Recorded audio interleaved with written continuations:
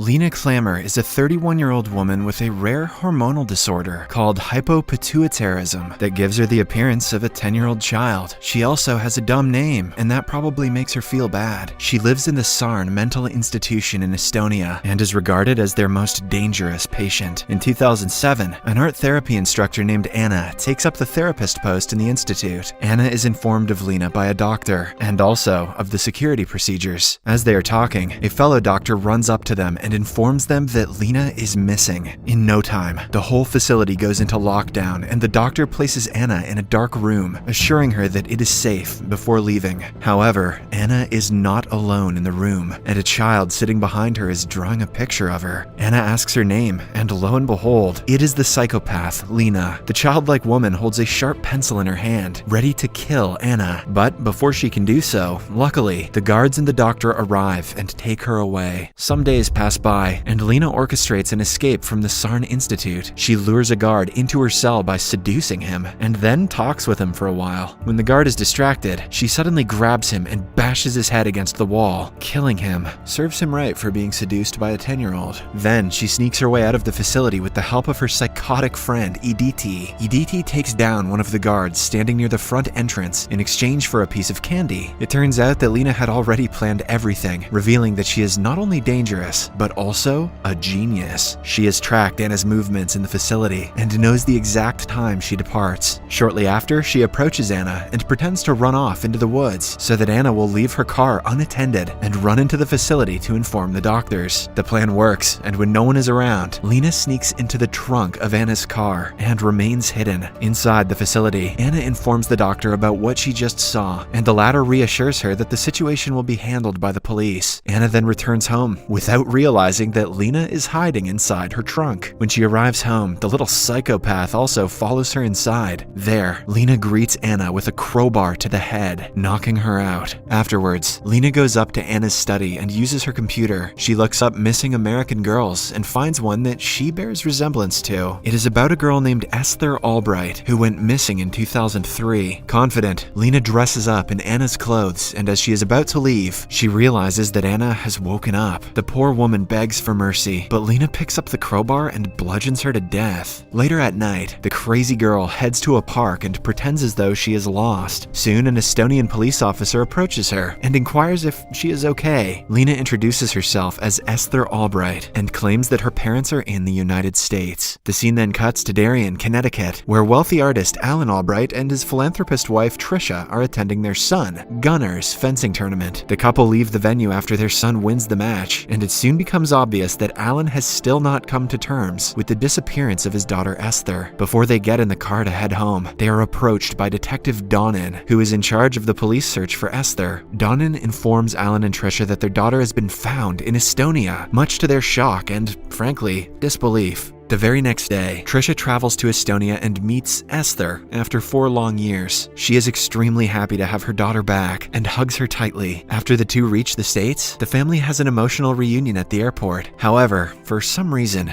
Gunnar seems unenthusiastic about meeting his sister. Shortly after, Trisha brings the imposter girl home and immediately starts having doubts when she notices that Esther has forgotten about the death of her grandmother, and also because the girl can now draw exceptionally well. The following day, Trisha takes her to the family psychologist, Dr. Seeger, to gain information on her life during her supposed kidnapping in Estonia. After the session, Esther is sent outside the office, and the doctor calls in Trisha. As the little psychopath eavesdrops on their conversation, Dr. Seeger says that all of Esther's answers were wrong. For example, she mistakenly called Dr. Seeger's parrot the wrong name, even though Esther had known it previously. If you want to piss your doctor off, just forget the name of their pet bird. Hearing this, Esther fakes a fall to intervene in their discussion. She also pretends to get injured, prompting Trisha to leave with her abruptly. As the two are heading home, Esther notices a man clicking pictures of her, who turns out to be none other than the detective, Donnan. This worries Esther, and she starts fearing that the detective may find out about her soon. After a while, they get home, and Alan begins bonding with Esther over their shared love of painting, which never interested the real Esther. Meanwhile, Trisha observes that Esther's apparent return has changed her husband for the better, as he is now more inspired with his artwork and more affectionate towards towards his family. The same night, as the family is having dinner, Detective Donnan interrupts them. He welcomes Esther back, but seems suspicious of her. Noticing this, Esther leaves the dinner table and eavesdrops on the family's conversation with the detective. Donnan suggests the family have a counseling session with Dr. Seeger to get a better understanding of their daughter during her disappearance. Esther, who has been hearing all of this, gets worried that she might get caught, so she goes back to the dinner table and changes the topic right away. Hey, have I told you guys that I'm like 30 years old? Later at night, she plots to run away, thinking that Donnan is onto her, but reconsiders when she gets the idea that she can seduce Alan into a romantic relationship.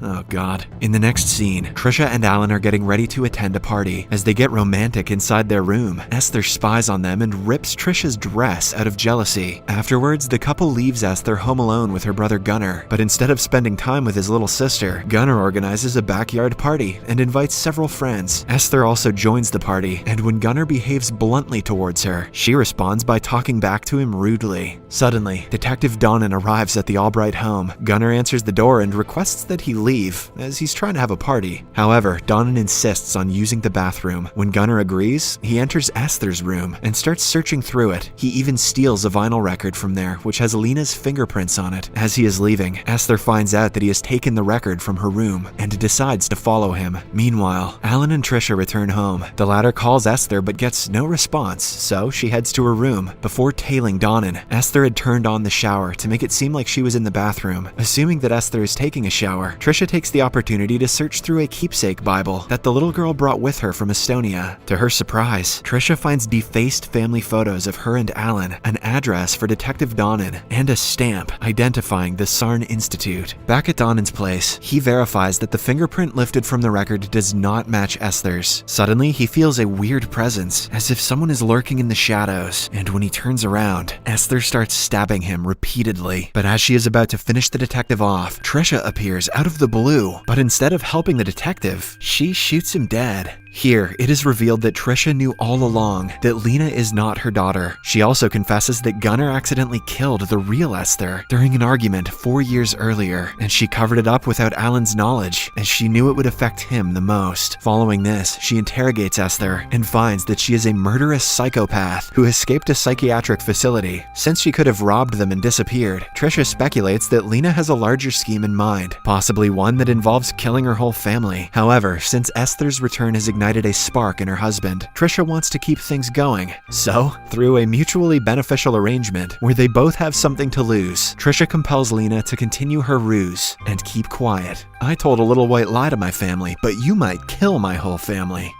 Yeah, we're about even here. Afterward, the two throw Donnan's body down the same well where Trisha disposed of the real Esther 4 years ago. After returning home, Trisha privately tells Gunnar what is really going on, and he too agrees to go along with the plan. Over the course of the next few weeks, Trisha coaches Lena on how to fool Dr. Seeger, as well as family friends, to convince everyone that she is the real Esther. However, the little brat could care less and refuses to be bossed around. Eventually, Trisha gets fed up with her antics and decides to kill Lena by feeding her a poisoned pasta, but the plan hits a roadblock when Lena learns that Alan is going on a business trip without her, prompting her to throw a tantrum and leave the dinner table without eating. Later, Lena gives the food to a rat that lives in her room, and a few days later finds that the rodent has died. With this, she quickly deduces that it is Trisha's work, or maybe that Trisha is a shit cook, and decides to take revenge. The next day, Lena retaliates by tricking Trisha into sipping on a smoothie containing the dead mouse. As days pass by, Lena and Alan spend more time with each other, so her infatuation towards him grows even more. One day, Trisha, Gunnar, and Lena go to a train station to see Alan off on a business trip. There, Lena attempts to kill Trisha and her son by pushing them in front of a moving train, but luckily her plan is foiled when she is interrupted by a passing commuter. As soon as Trisha realizes this, they leave the station with the intent of killing Lena once and for all. Lena pepper sprays Gunnar, hijacks Trisha's car, and flees. She then plays a song and smokes a cigarette whilst in the car. Little did she know that Trisha has called the cops on her and that they are already on her tail. In no time, she gets pulled over by a cop who forces her to return home. Now, Trisha and Gunnar are hell-bent on killing Lena, as at this point, she has become too much of a nuisance to have around. Trisha plans on slitting Lena's wrists and making her death look like self-destruction caused by the trauma she experienced during the years she was missing. Shortly after, she leaves Gunnar to take care of Lena, thinking that he can handle her. However, things don't quite go according according to plan, as the crazy girl breaks free from Gunnar and ends up murdering him with his own fencing sword. On guard,